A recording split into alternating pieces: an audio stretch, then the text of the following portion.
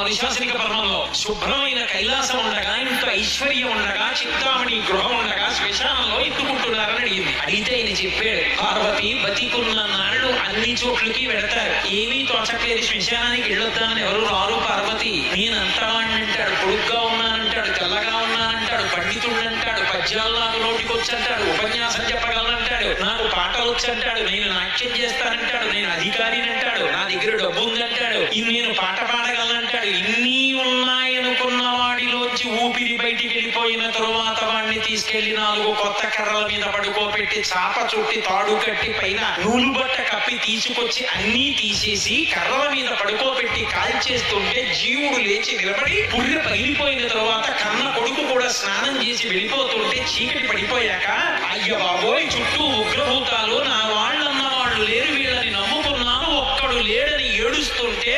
నేనున్నాను రా అని చెప్పడానికి నేను కూడా లేకపోతే చచ్చిన వాడు 1000 మాటలు చచ్చిపోతాడు